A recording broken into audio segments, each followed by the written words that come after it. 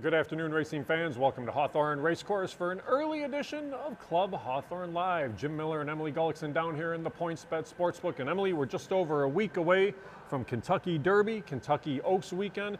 A lot of excitement. Everything's kind of coming together.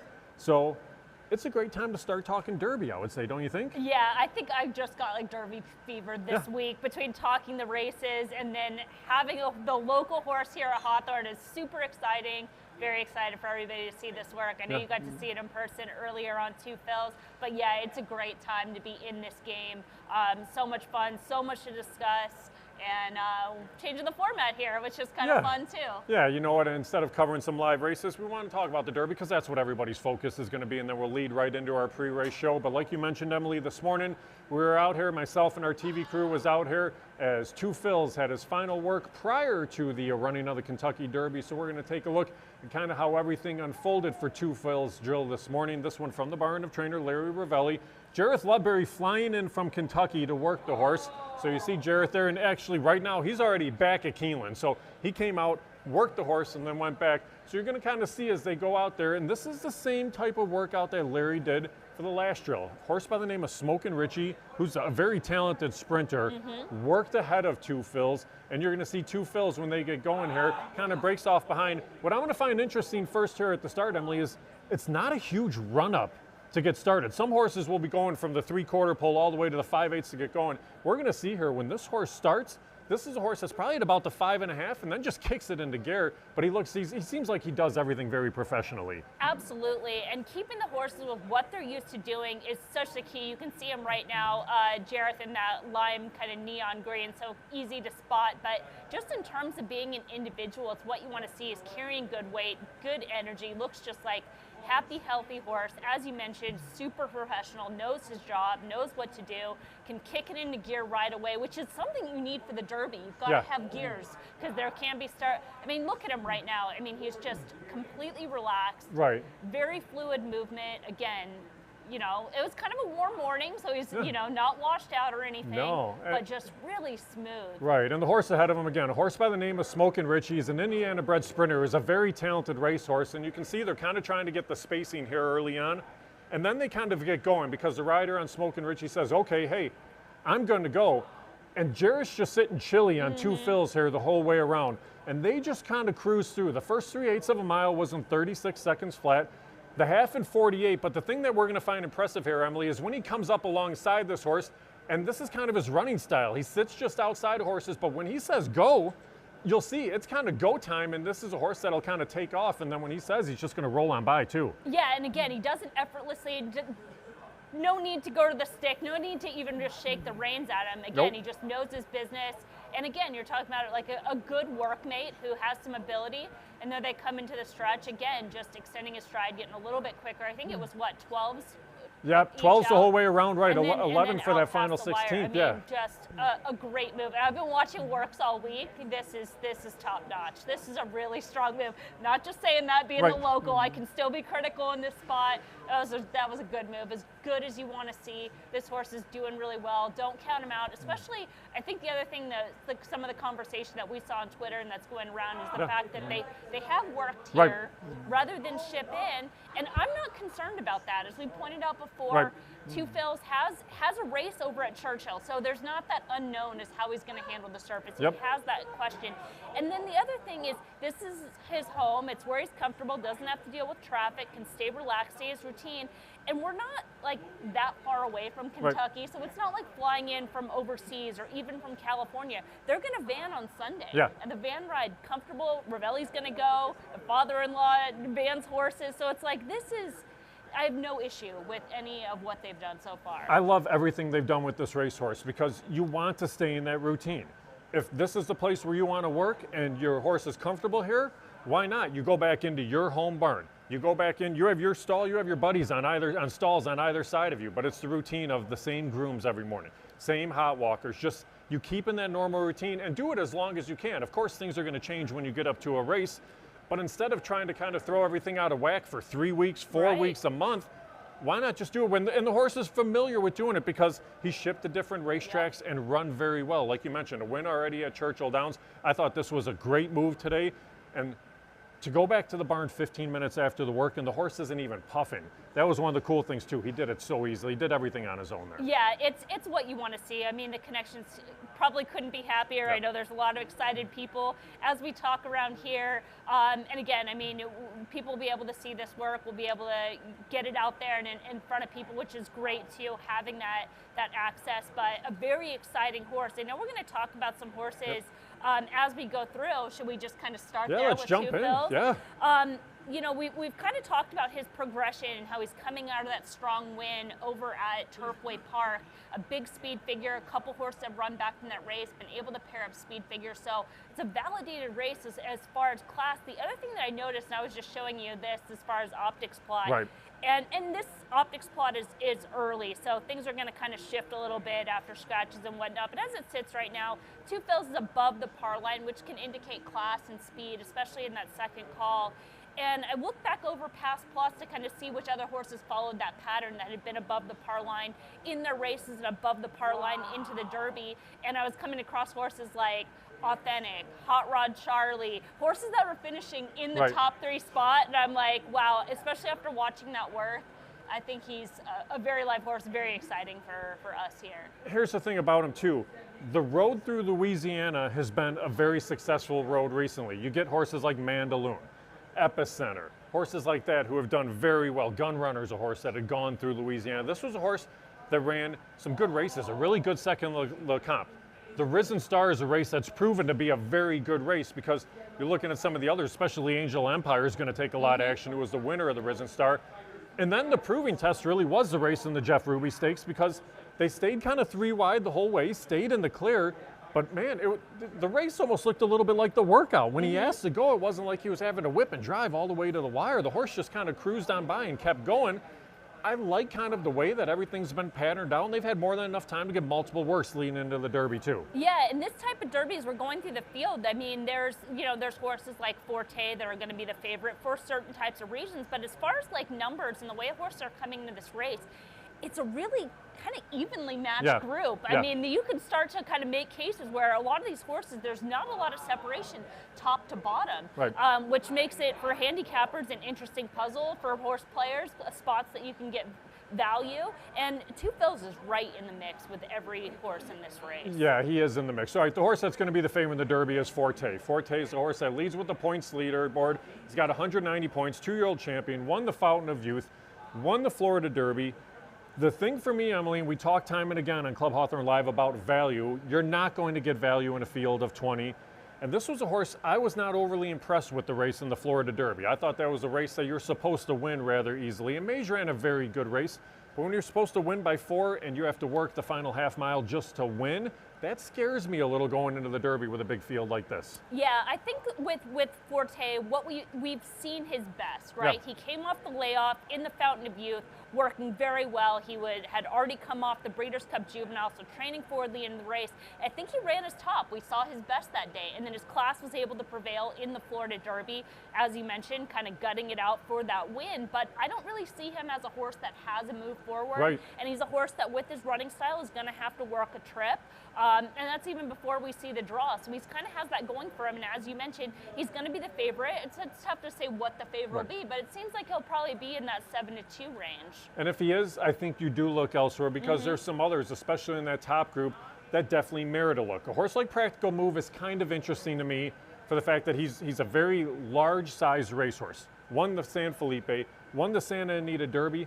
But here's the thing, we don't know what California's really produced yet this year either because it's been a lot of shorter fields.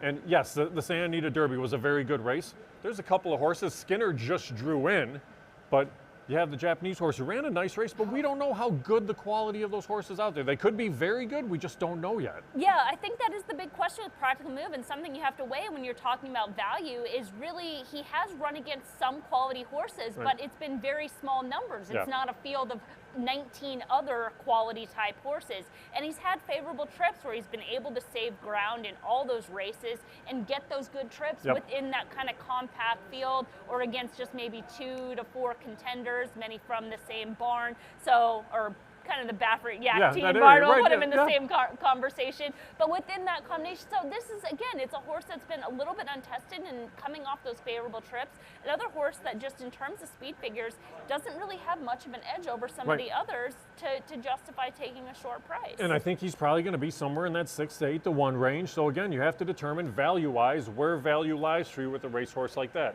Now, Angel of Empire, if you like two fills, you have to like Angel of Empire because this was a horse that won the Risen Star.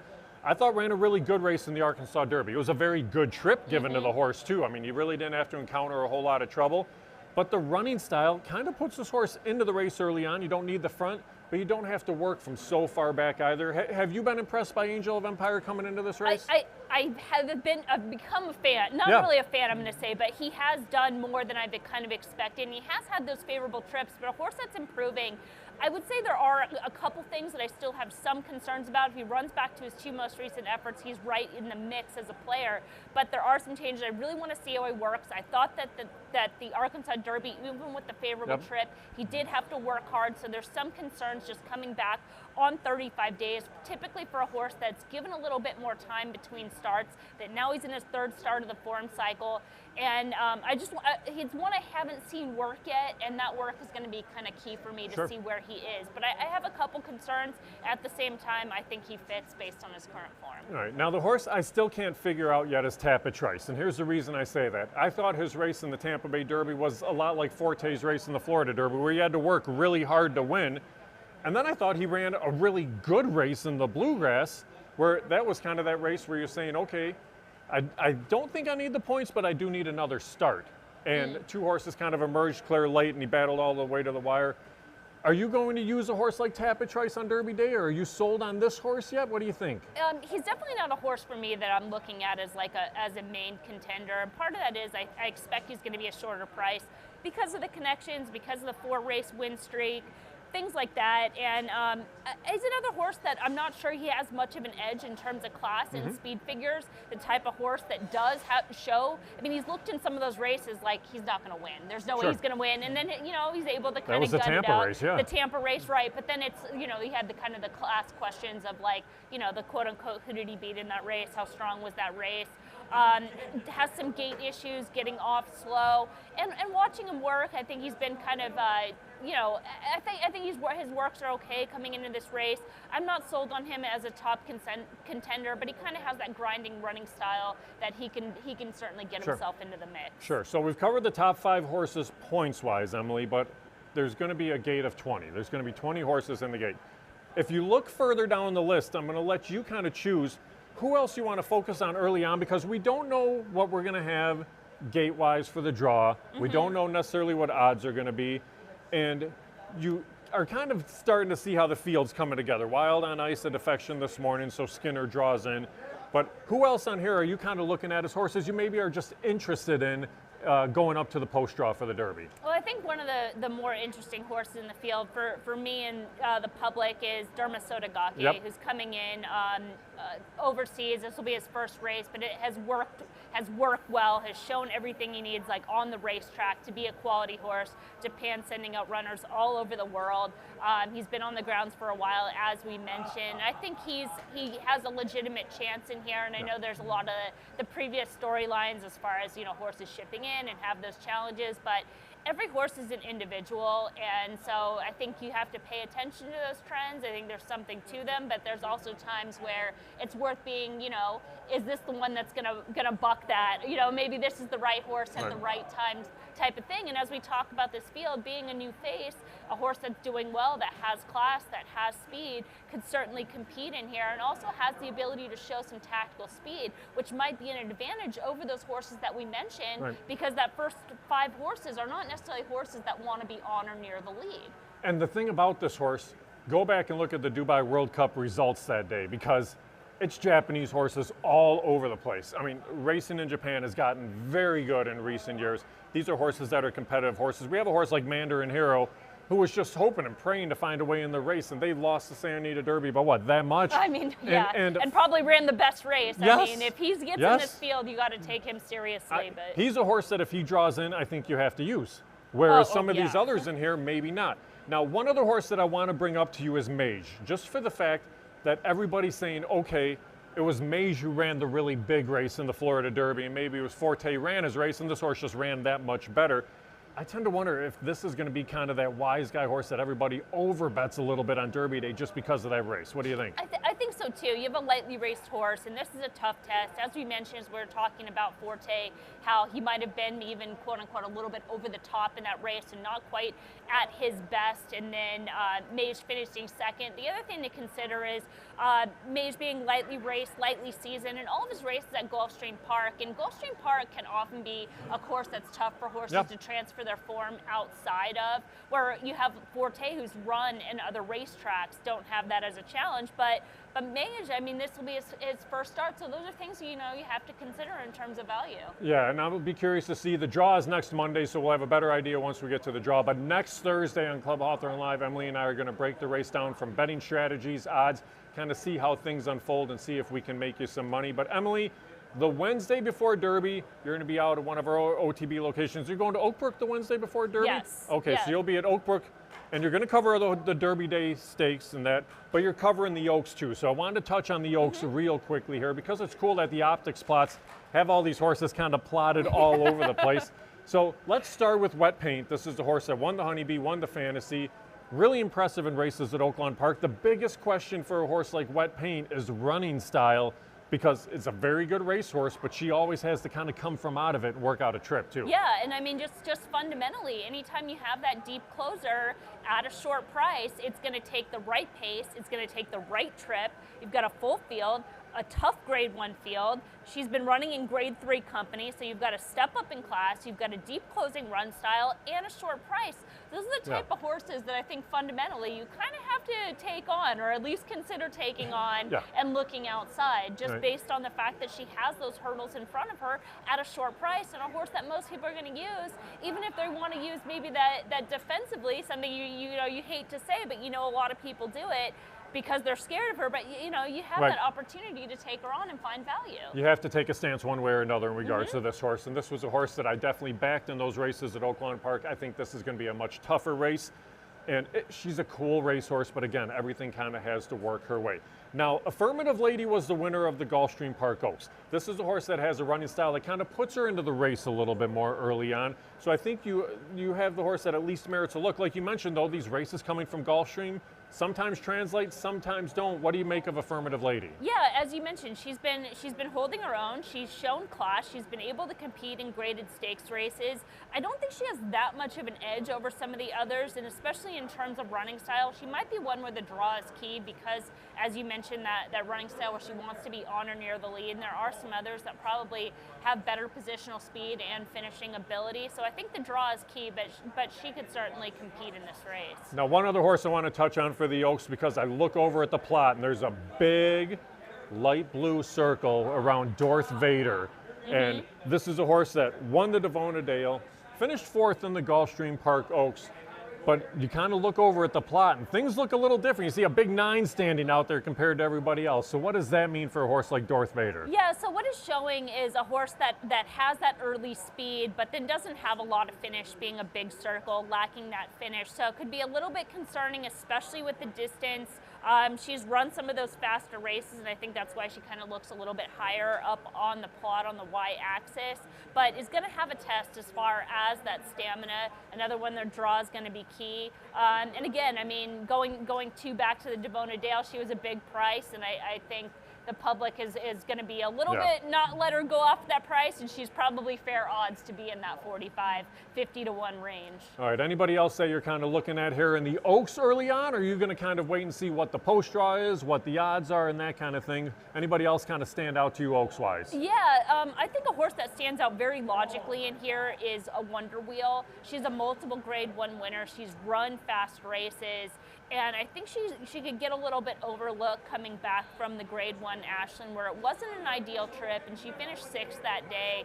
And there's so much attention that's paid to like that most recent race. And since the fact that race might be one that you can kind of cover up, and if you just kind of like draw a line over it. Every other race stacks up. But because that race is on there, she's going to probably offer some value. She's as fast as any of the horses in here. She's already proven on class, probably has that class edge. So a very, legitimate contender type that might not even be favored. Everybody talks about recency too, so you're right. And that's kind of when people are handicapping, that's where they look at it. What have you done for me lately? And we talk time and again how so many things can pop up in races where you can find a reason why a most recent race wasn't good. So see how things unfold, but yes, that's a horse that I think should be a very good price. All right, that's how Emily and I look at early on for the Kentucky Derby and Kentucky Oaks. It was cool though to see two fills out here, and again, I think Larry and the Connections are doing everything right by this horse, and I think the horse is going to reward him for it. We're going to keep our fingers crossed for that, for sure.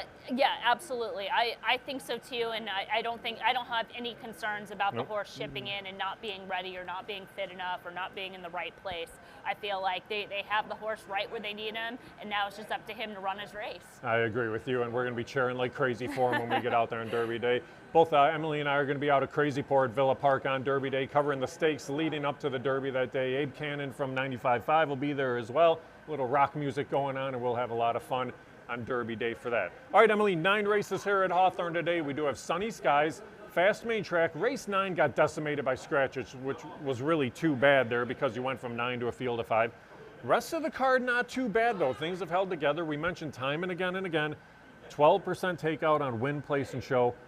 We kind of quantified that over the course of the last week, Emily, and Bill Finley did a great job of it.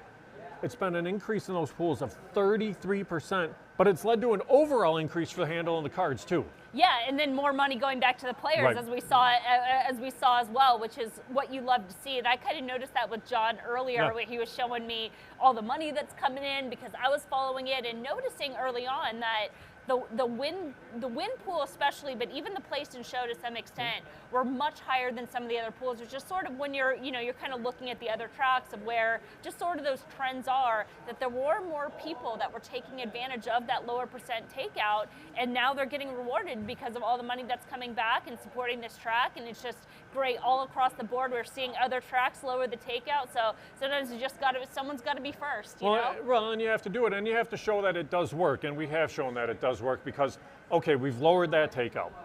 It's put about $500,000 back into the pockets of the bettors when you're talking about win, place, and show money, which is really cool. But for the grand scheme of things, for overall handle, we're up about $400,000 a day for overall handle. So it's bigger exacta pools, tri pools, multi-race wager pools, and over the course of the meet, that adds up where, hey, yes, it's a little bit back there, but everybody else is still winning in the end. So it's something that's very cool. It was a great idea by John Walsh here and very well executed, and it is. It's paying off, and hopefully everybody's jumping as we get into the card. But in the opener today, we have a bunch of route races today, so it'll be really interesting here, Emily. But pick 5 wager in the first is just a 15% takeout in the pick 5. Mile 70 yards, 62.50 maidens in here. I guess we kind of have to start out with the 6 at 2-1. That's I'm Your Valentine, comes from the barn of Frank Kirby. The Kirby barn has quietly had a good start to the meet. 11 of their first 20 have found the board. What do you make of a horse like I'm Your Valentine and start number 10 on its career? Yeah, I mean, I'd say probably that's a concern, right? If it take a while to get there. But in terms of being an individual and as far as this field, they should be in the right spot. Should be no excuses today. Stack them on speed figures, have the current form coming in, coming back to this circuit, coming back to the lower maiden claiming level. All positives, have the right running style for today's race shape. So I think in terms of a favorite, is the horse to beat? Maybe there's some alternatives, but as far as the favorite, I could definitely see them being legitimate in here and as the horse to beat. Yeah, I had a really tough time with this race. I ended up going to Wicked Surprise, honestly, with just the sole hope that the horse gets sent to the front and is able to make the lead, because I really didn't know what was going to happen. But you have a horse like King Zion, who's made 33 starts. CFV Nobody Cares, who's made 12, and then I'm Your Valentine making its 10th start today. Maybe the lightly raced horse runs a little bit better, but again, we've talked about it too.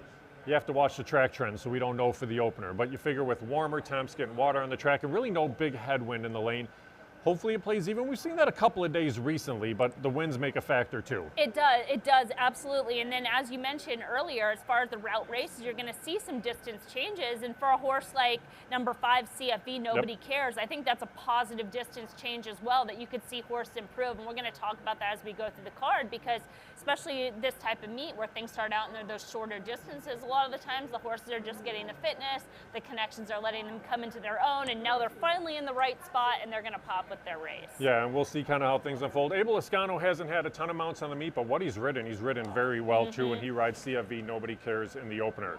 In race number 2, mentioning Abel Lascano, he picks up the call on the 3. That's Hold Her Hostage. This race just 5.5 furlongs. Again, a maiden's hair, 62.50. Manny Perez has had a very good meet as well, and it's with a lot of these Glockenberg horses. He's got the 4 in here. What is that, Gierza? This is a horse coming in from Gulfstream Park, but raced here once and now drops again. That race, I thought that maiden 15 was actually a sneaky good race for that level. I thought there were some quality race horses in there. Yeah, absolutely. I gave this horse a big look in here because it just seems like this is going to be the right time and place, the softest spot she's ever been in. That includes a couple times that she was scratched out of.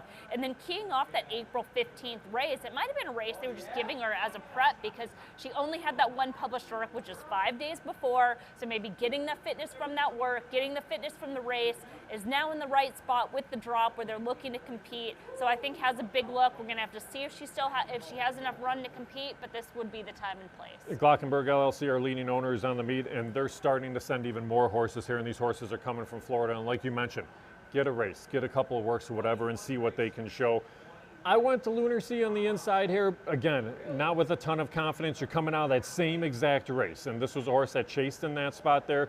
Kind of gave way to finish 5th out of that field of 8. Inside draw today, you don't know what pace is going to be. Short straw maybe show speed, but short straw was really weird because this horse had a clear lead, kind of quarter horse it out of the gate in its debut, and then backed up rather quickly in the lane too. So that scares me, although they do shorten up a 16. Yeah, that concerned me a little bit. And it was one of those horses too that's been at this level versus some of the horses that we've kind of mentioned on the write-up. And I know when you go into the race, horses that are going to be at this level for the first time, and sometimes those horses just have an advantage. Right, and you have to definitely watch out for that. See what the board shows you there in race number 2 as well.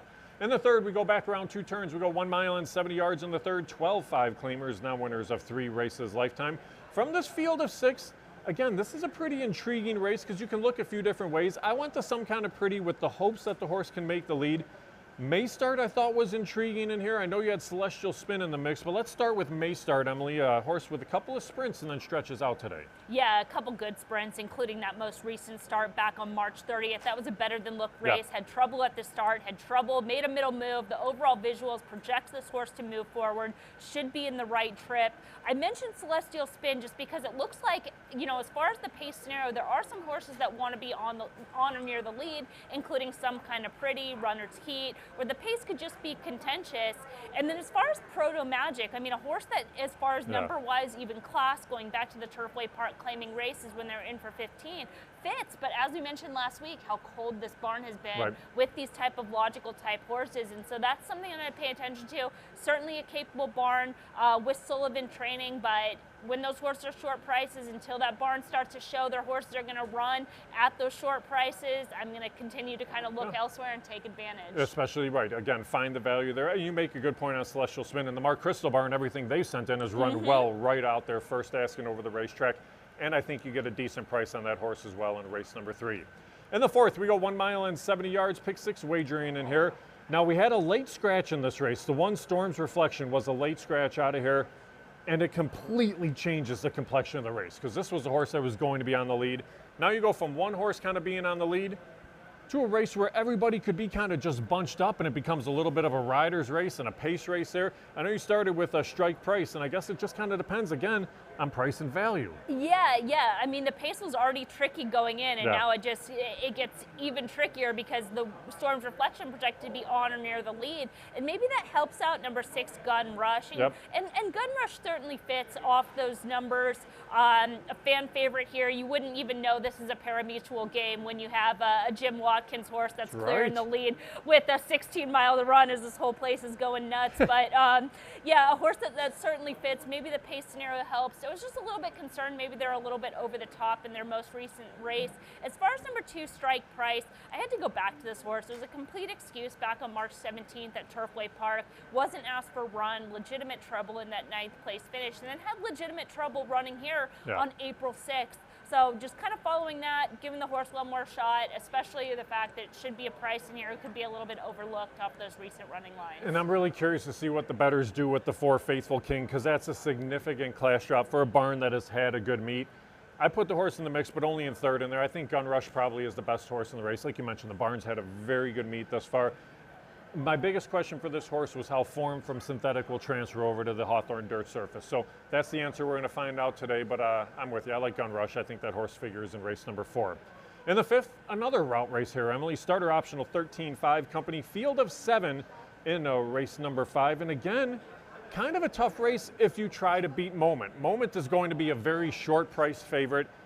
I tried to beat the horse. I thought the horse should have handled that field a little bit easier in that last out and didn't do so. I went to Big Blue in here, but I know you gave Cowboy's Dream and a couple others a little bit of a look in here as well. Yeah, I mean, I kind of just looked at this race from like a pace and form standpoint, and as far as Moment being the favorite, as an individual certainly fits, has been competitive at this level, but in terms of the pace scenario, is going to be tested in here with Lavender Earl in the race. Big Blue, the horse that you like, has some tactical speed as well, has been able to run on or near the lead, keep things honest. Christmas Present, another one that has some early speed. I mean, class-wise, we're going to have to see how they stack up at this level, but should keep that pace honest in here.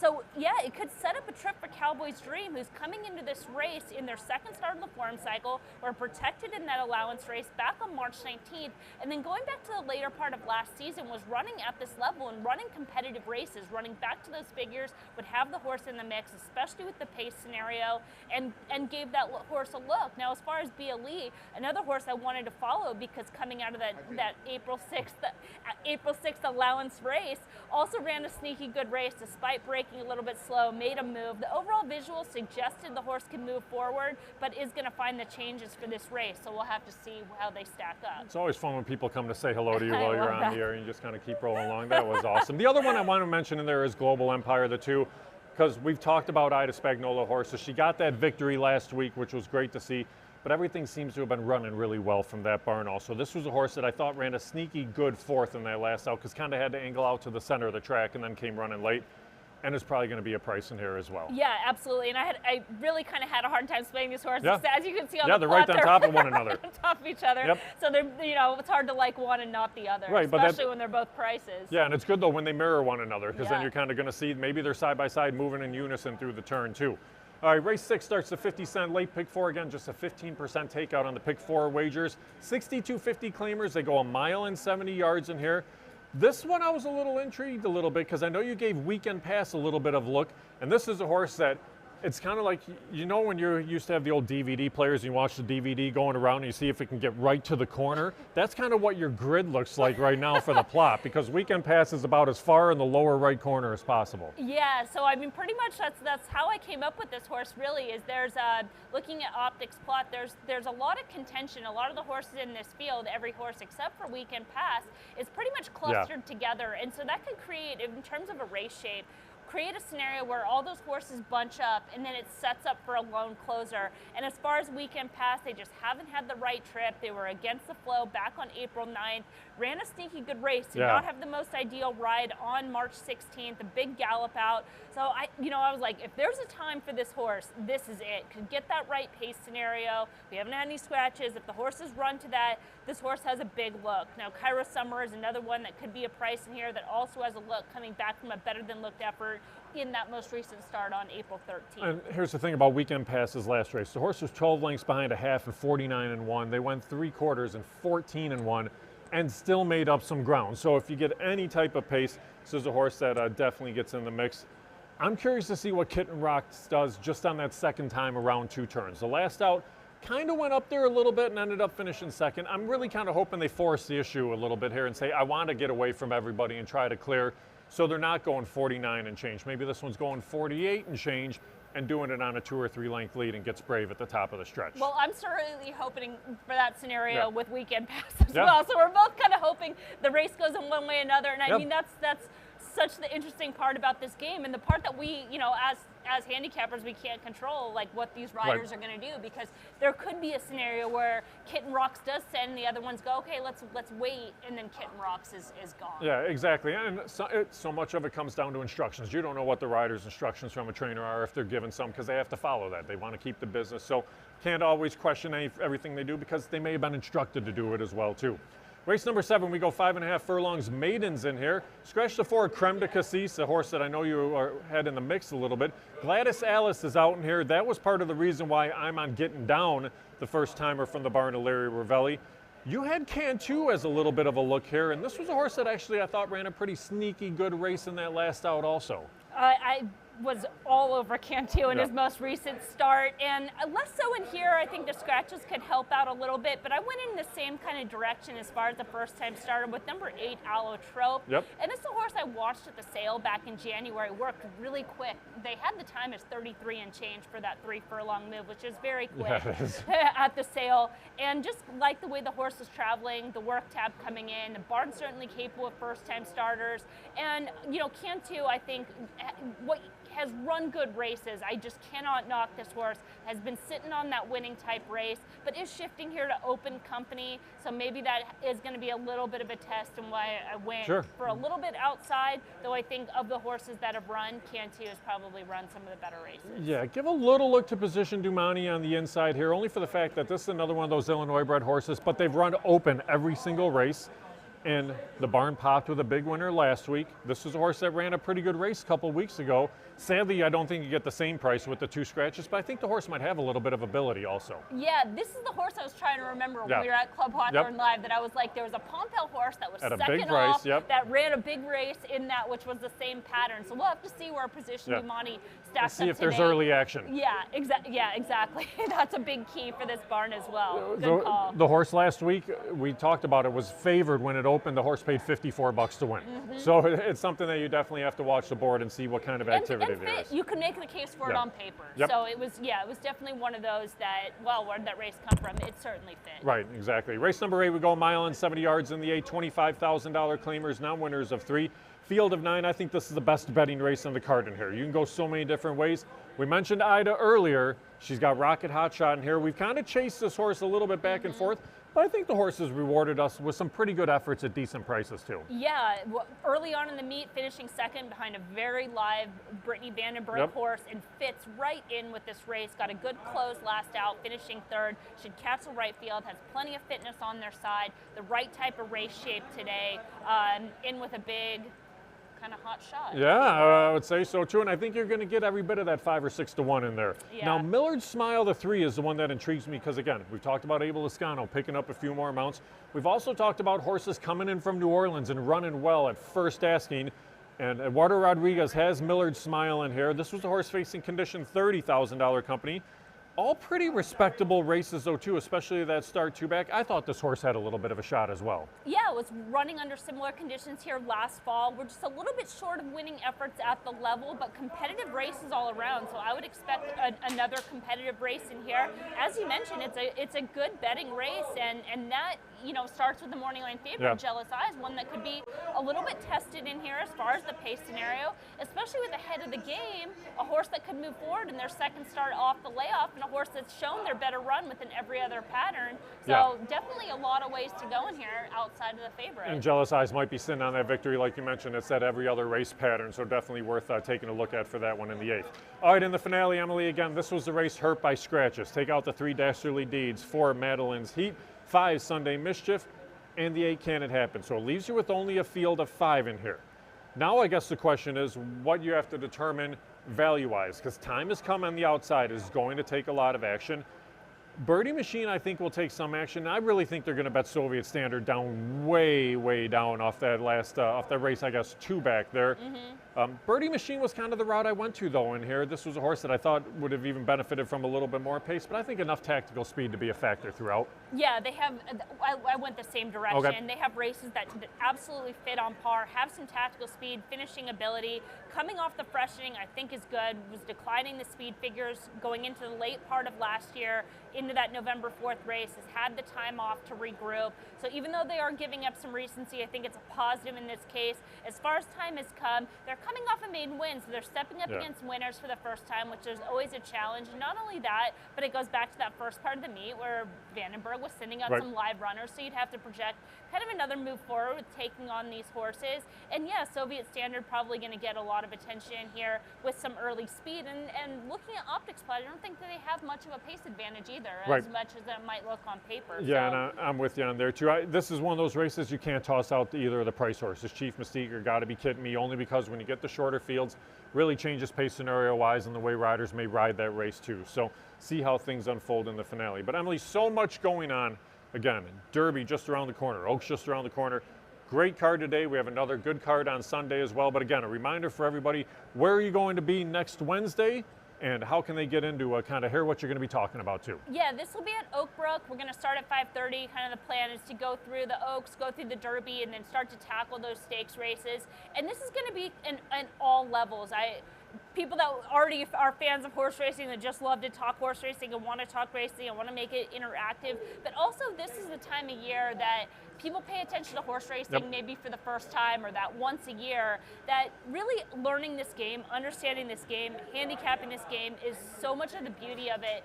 And once you kind of start to understand what goes into it, it makes even the Kentucky Derby so much more interesting. I did a couple podcasts last year, some sports betting. People that don't follow horse racing were like, I had no idea. Yeah. It's so fascinating. It's so interesting. So I wanted to really open the door for people on that level too, that were like, oh, I'm planning on going to a Derby party, but let me learn about this horse racing thing. So if that's you happen to come across this video, please come out, because again, it's going to be all different types, all different levels. Hopefully we'll have some fun and find some winners, find some value as well. Yeah, definitely. So check out the website, HawthorneRacecourse.com, for more details on that. A little bit later in the card, if you missed the workout by 2 fills earlier on in our show, we will show it again a little bit later on in today's card. Now, we're 16 minutes to post for today's opener.